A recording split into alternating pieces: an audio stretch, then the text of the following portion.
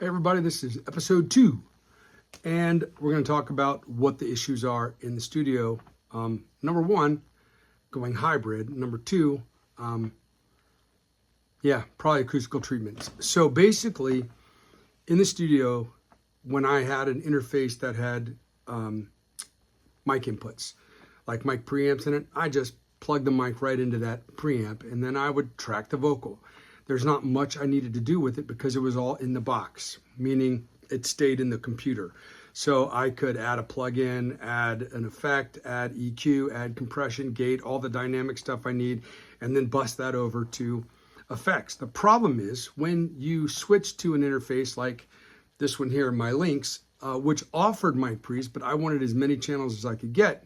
So I got 16 channels and then 16 AES channels. But I lose all my, I had an Apogee Ensemble Thunderbolt. Great interface. Did everything I needed it to do for over a decade. But this one does not have mic pre's in it. But I've also acquired a lot of mic pre's, a Neve, a LA610, a couple BAEs, stuff like that. And they work great. And when you're listening to dial in, say, a vocalist, often I'll dial it in before they sing. So they're in the booth and I'm listening and I'm making adjustments on this EQ, high pass, low pass, mid range, stuff like that, to just try to dial in the best version of the vocal going into the box, going into the interface. Well, when the treatments in the room are off, you're making EQ decisions based on inaccurate information, which is what I have been doing recently. And then I have to EQ my way out of that. I would really not like to have to do that. So basically, this phase of the studio is about getting the room correct. Now you'll see behind me is basically a 3D, like a SketchUp mock-up of the room. And so some cool things that I'll share with you.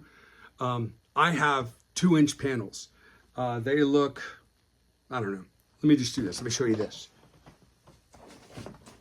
I'm back. So this is a 2-inch acoustical treatment.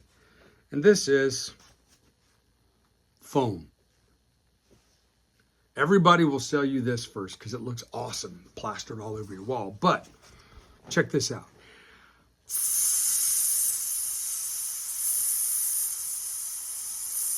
Doesn't really have much of an effect.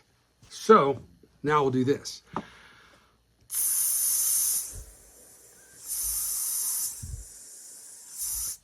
Much more effect. So here's what I found in tuning my room. I had big sub problems, down 50, 80, actually below 80.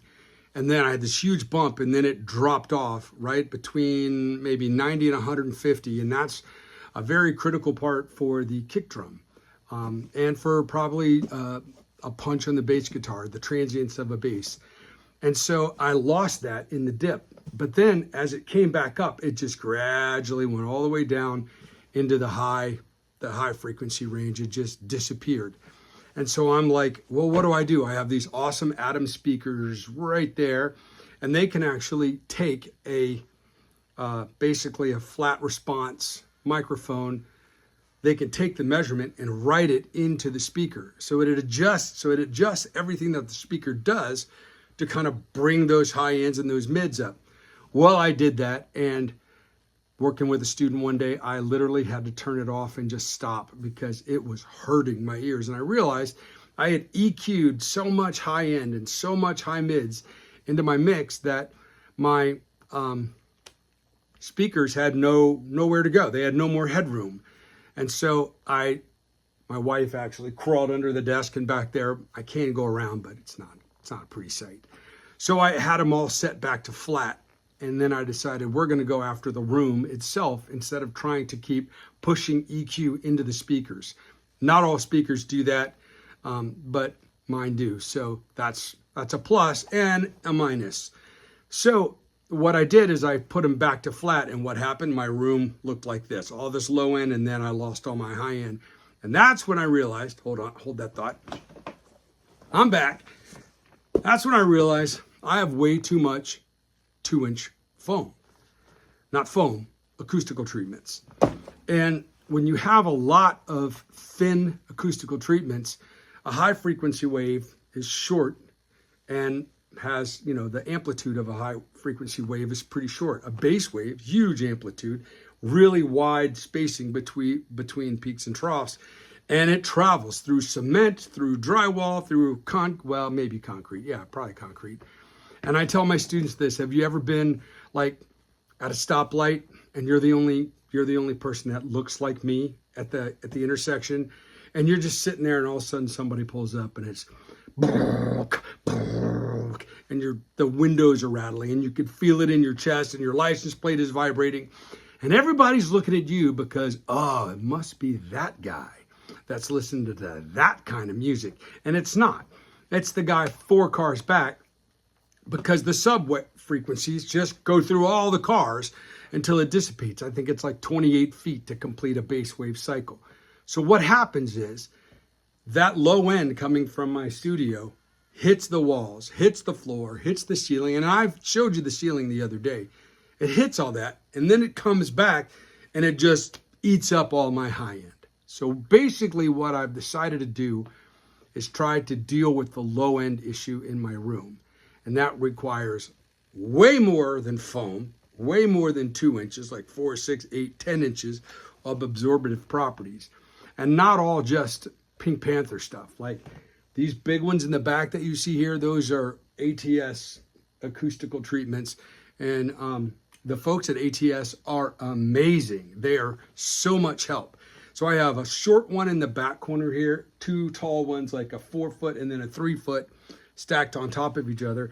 And they each hit different frequencies. So the goal here would be for me to deal with the rest of the room's low frequency. And as I do that, I'm imagining my curve flattening out. Then I can use my SonarWorks mic or my Sound ID reference, which I don't have handy right now.